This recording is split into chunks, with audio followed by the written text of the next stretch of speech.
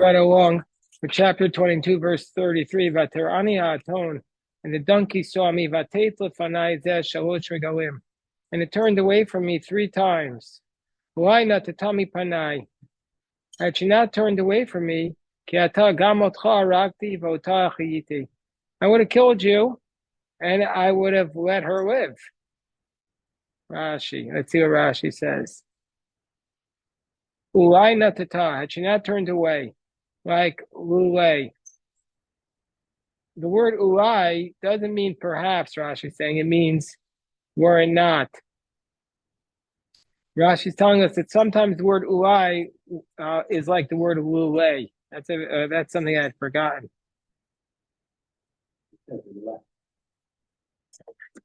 Right, usually ulai means perhaps, but here it doesn't mean that.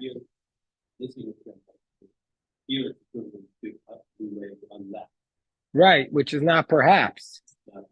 Hello, Ezra. Hello, Greg. Hello, Moshe. Is Ezra here? No, Baruch Hashem. Okay, so now, Gamotcha Rakti, I would have killed you. Rashi says this is what's called a Mikra Misuras, which is an inverted verse, meaning to say, it's the same meaning as I would even have killed you. Not only would delay have befallen you, but you would be killed. Okay, Ezra, you need a chumash. This is like the votach but I would have let the donkey live. So why would the donkey have lived? Rashi says dibra because she spoke and rebuked you, and you were unable to stand up to her rebuke. As it states, hey, Kobe, I killed her, so that they should not say, okay, this is a very important Rashi. I'm going to start again and read it slowly. He said, chapter 22, verse 33. This is a very important Rashi. I'm going to read it again very slowly. It says, if you had not turned away, I would have killed you and let the donkey live. Why? Rashi says, because the donkey had spoken and rebuked you, you couldn't withstand her rebuke, as it's written, Vayomer lo, and he said no. Therefore, haraktia, so therefore I killed her. Shelo yomru zui shesilka es bilam betochachta. Meaning to say, in the end, the donkey died. Why did the donkey die? So that people will not say, this is the one that dismissed Balaam with its rebuke, V'lo yachol ha'ashiv, and you were unable to respond. She'echas ha'makom al kavod ha'briot, because the Torah has mercy on the dignity of man. And similarly, es ha'behima ta'rogu, v'chein v'arakta es ha'isha v'es ha'behima. So basically, what the angel is saying to Bilam, is because you ignored,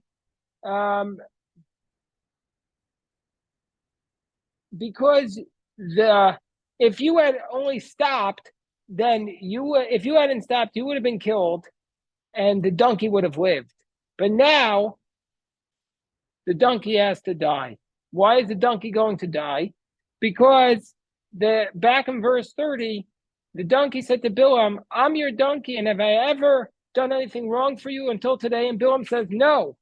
So as a result of this, the angel killed the donkey. Why? Because the angel didn't want people to look at the donkey and say, this is the donkey that rebuked Bilam, which would be embarrassing to Bilam, because God has mercy on people's dignity, al kavod habriot. So because God has mercy on the human being's dignity, for this reason, the donkey died. You follow that? You follow that? So the donkey died because it rebuked Bilam. It seems weird. Bilam is the sinner here. What did the donkey do wrong? Donkey is collateral damage because we don't want to embarrass Bilam, even though Bilam is wicked. It's a very, very provocative explanation. Yes, my dear friend Eitan. Created before Shabbos on the first week. Why was this donkey so important to be like one last second? So a very good point. Eitan, we studied this yesterday. That it's not so much that the donkey was created. This is Pirkei Avot. The Mishnah in Pirkei Avot states that there were 10 things created on twilight on Friday afternoon on the first Friday. One of those 10 things was the mouth of the donkey, and the reason is because this was supernatural, and so since it was supernatural, those things had to be created, but they weren't part of science, and they weren't part of the general way the world operates, so it was created in this twilight zone.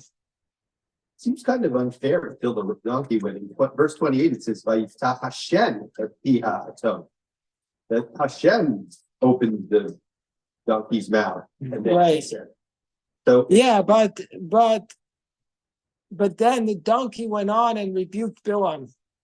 Doesn't say God opened. Yeah, well, but the rebuke is in the same verse, right? The Lord opened the mouth of the donkey, and she said, "What have I done?" That wasn't the rebuke. The rebuke was in verse 30.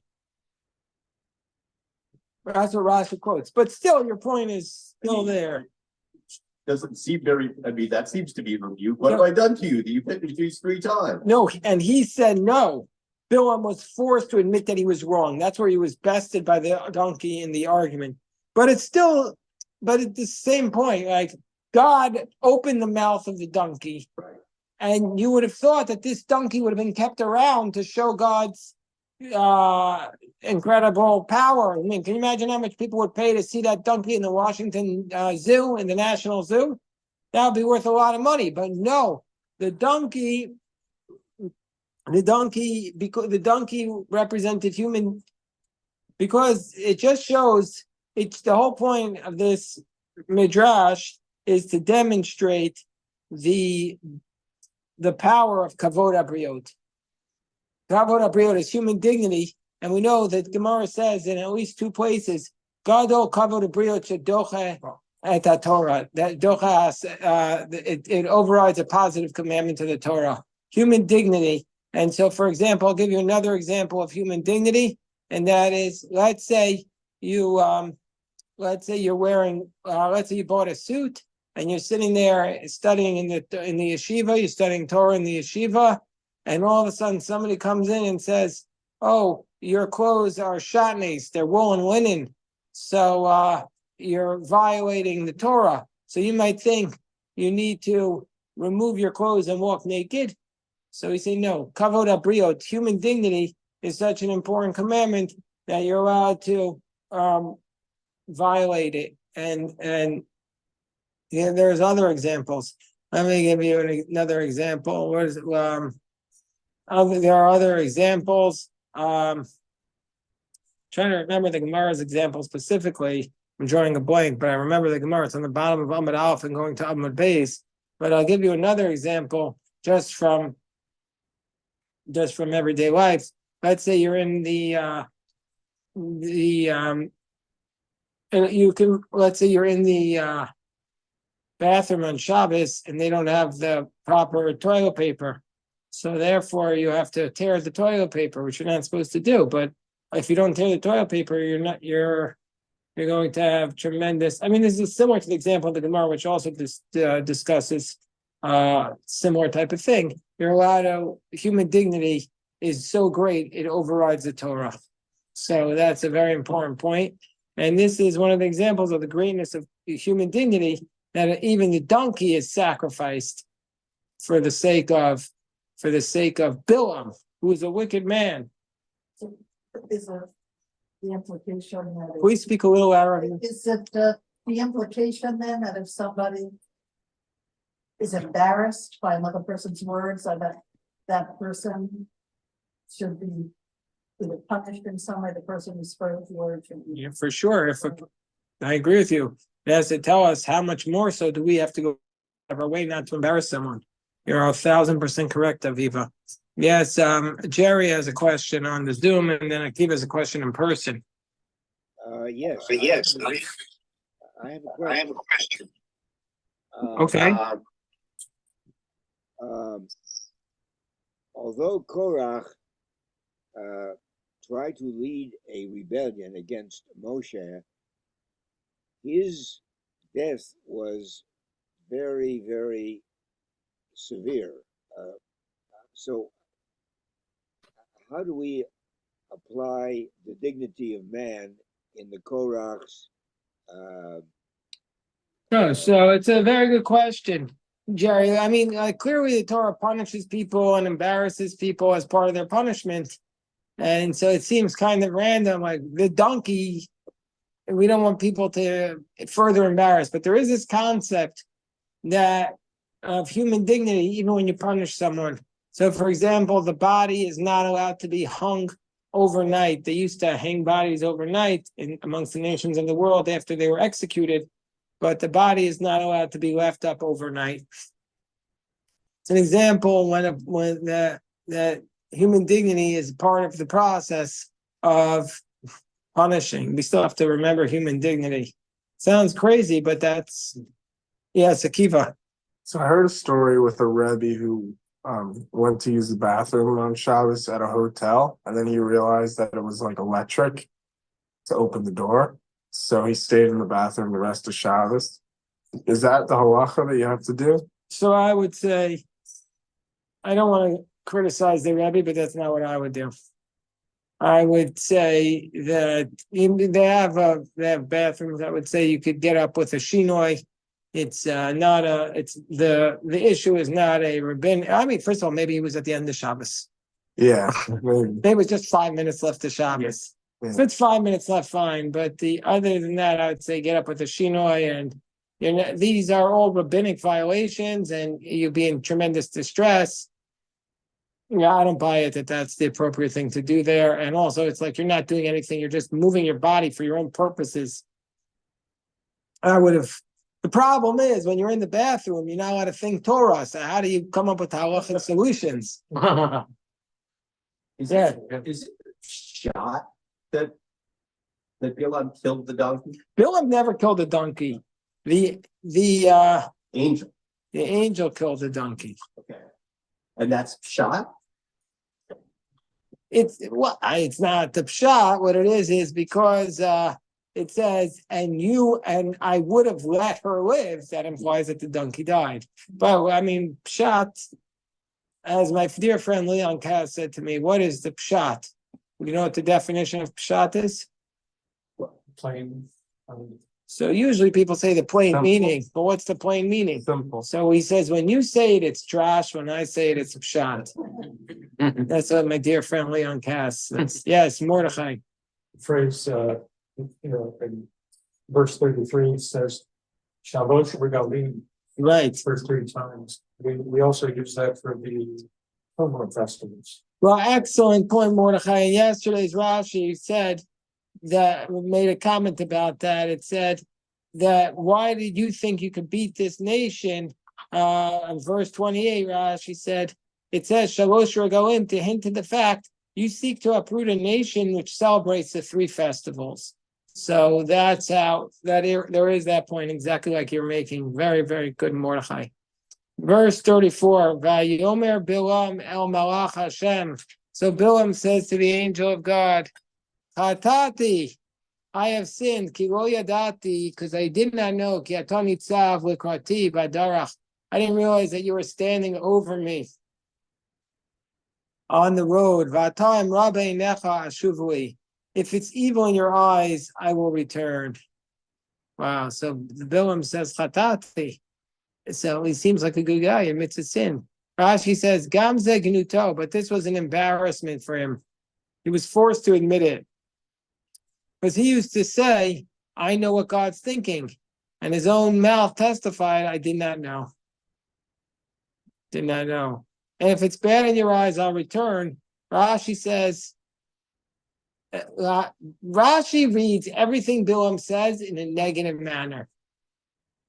That's the power. Rashi reads everything. There are certain characters who could be in the Tanakh, who could be read. You could read them for good or for bad. And Rashi always takes approach to them. Like another example is Esav. Rashi reads everything that Esav says for bad. Even though the character of Esav is not necessarily as bad from the straight text. So to Bilam. Bilam says, I sinned, I'm going to go back. But 1 second, guy. But Rashi says, no. He says, this response was hostile to God. Bilam said to the angel, he himself commanded me to go. And now you, an angel, you want me to go back and nullify his words? We see from this that he was accustomed to such things, that he says something and an angel rescinds it, because it was what Avram did. He said to Abraham, take your son, and then through an angel, he canceled it by the Akedah.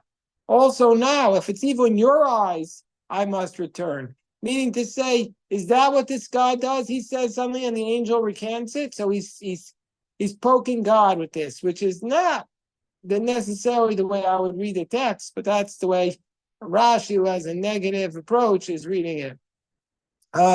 Negative approach to Bilam. Yes, Guy, you had a question.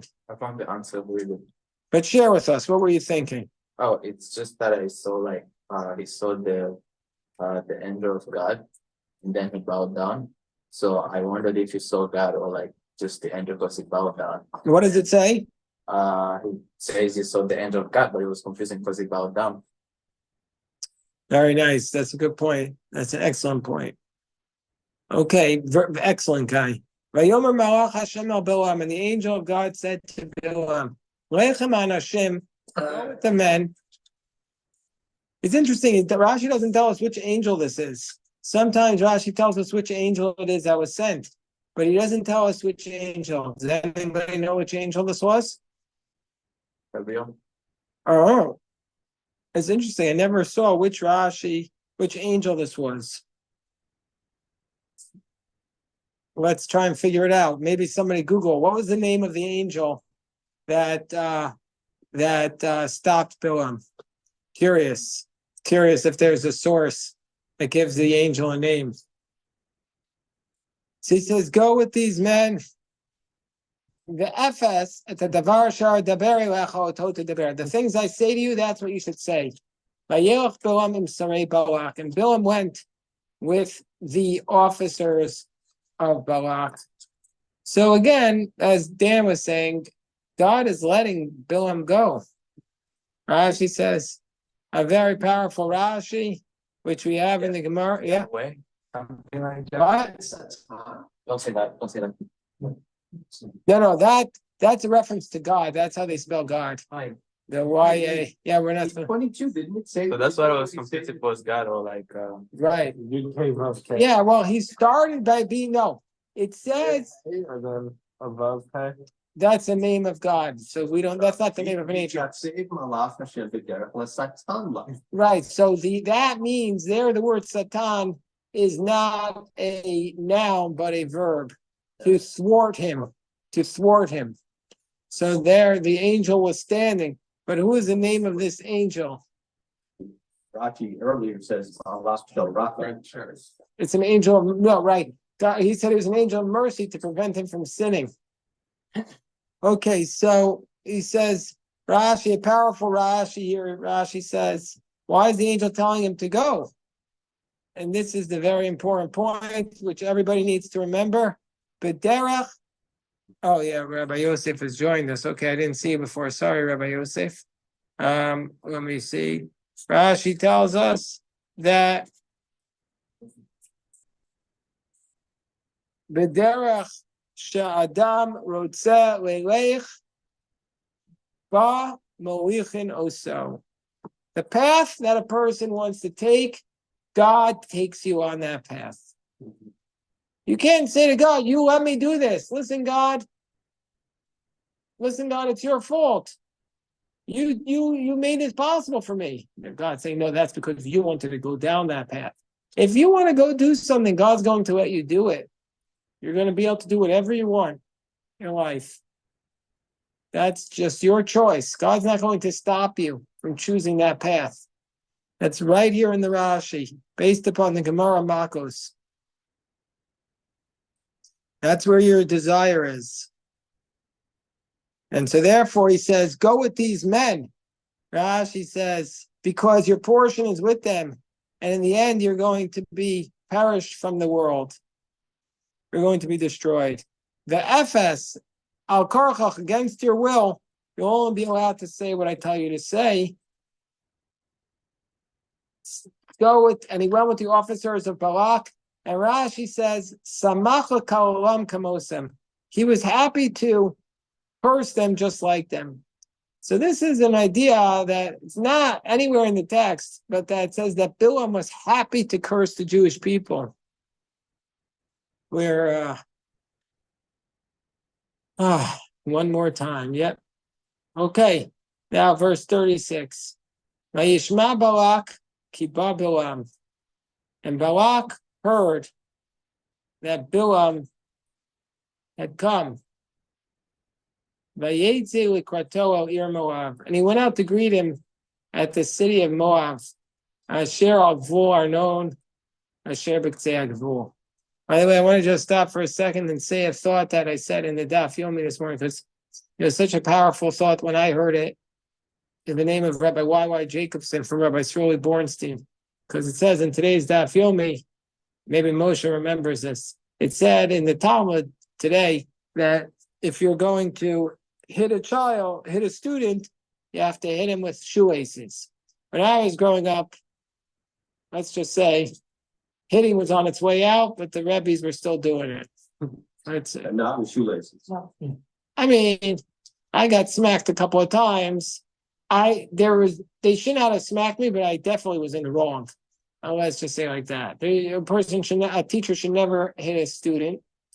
So they asked Rabbi Y.Y. Jacobson, he's in Muncie, he's a rabbi of a Haredi community. So, they asked him, can a teacher hit a student? So Rabbi Y.Y., what do you think he said? Rabbi Y.Y. Jacobson said, sometimes. No, what he said is like this. He said, we know that there's a story in the Gemara. The Gemara tells us, I think it's a Gemara Nida, it's on the bottom of Amud Beis. The Gemara tells us that when the baby is in the womb, the angel comes and teaches the baby all the Torah. You heard that? And then the angel forgets the Torah. Then the angel, just before the baby is born, the angel comes and smacks the baby right here. This is how you get this mark. You all have this mark. And that causes the baby to forget all the Torah. There's a really good get it. One second. So he smacks the baby, causes the baby to forget all the Torah. So says Rabbi Y.Y., you see that when you smack someone, it causes them to forget Torah. That's what he said. So if you want to make them forget the Torah, then you'll smack them, which of course you would never do. Yes, Eitan. A really good Yiddish comic novel about that premise called The Book of Paradise. It avoids getting smacked and remembers all the Torah after he gets born. Interesting. I also can't find a source on who the angel is. We'll have to discover it. We'll discover it. Okay, I'll look it up. When I have these questions, I usually ask my wife's uncle. He knows everything. Okay, Vayishma, verse 36. Vayishma Balak kiva Bilam. And Balak heard that Bilam had come. He went out to greet him at the city of Moab. Asher al-Gvul Arnon. It was on the border of Arnon, Asher b'Ktzei HaGvul. He went to the edge of the border. Rashi says he sent messengers to inform him, the city of Moab, to its main metropolis, its main city, saying, look at what those Israelites wish to uproot. They want to destroy our cities. Vayomer Balak el Bilam, halo shalach shalachti elecha. He said, I sent to you. Why didn't you come to me? Am I indeed not capable of honoring you? So he's saying, Balak said to Bilam, where are you? Rashi says, Nitnabesh sofa what Satan mobakalon. He prophesied that in the end, Bilam would go depart from him with humiliation. We'll just do this last verse, and then we'll stop to daven. Vayomer Bilam Balak. Now I'm here. Will I be able to say anything? The only thing that I could say is whatever God puts in my mouth. And we'll stop here. And even though I just want to point something out, this is not the natural place to stop. The natural place to stop is 2 verses later at the paragraph break. But anyway, this is where we have an Aliyah break, so that's where we'll stop. Yeah, shakach to everyone. Shakach, Rabbi. Shkoyach, shkoyach. Thanks for the water. You made Jerry close.